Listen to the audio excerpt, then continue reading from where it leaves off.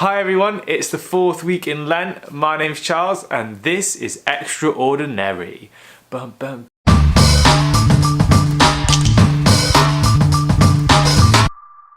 So this week's theme is all about sacrifice, particularly Jesus' sacrifice, thinking about his sacrifice for us. So this week I want to ask you to think about other people in the world who might sacrifice things for you, parents, family, friends, whatever, and maybe something that you could do that's a little bit of a sacrifice that for someone else from you. We kick off the week with the fourth Sunday of Lent, which is traditionally the halfway point in Lent, and that therefore a lot of priests out there, they'll be wearing rose this weekend. Tuesday is the commemoration of St. Francis of Paola, which is a place in kind of southern Italy.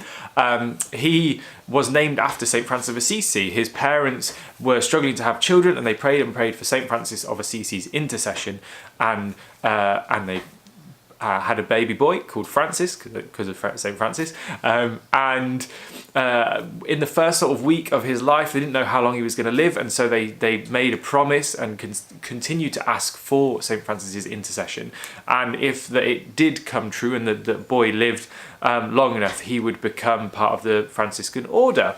What he actually went on to do was start the Minimfriars, which are an order, kind of an offshoot of St. Francis's order, who, in fact, he wasn't a priest and they aren't priests, and they live as hermits, just praying all year round. So they still exist today, so you can look them up online. He also reintroduced fasting during Lent, which had kind of gone out of fashion at the time when he was around in like the 1500s.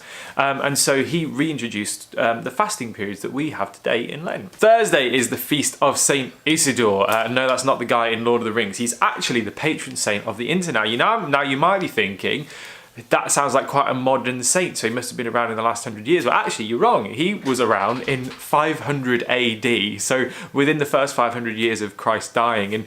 And he was, or is known as the last of the church fathers. So he was a scholar, talked a lot about the theology of the church, and as such is quite an intelligent guy, and therefore patron saint of the internet. He's also patron saint of computer technicians, programmers and students, so shout out to all of you guys as well. He's your patron saint.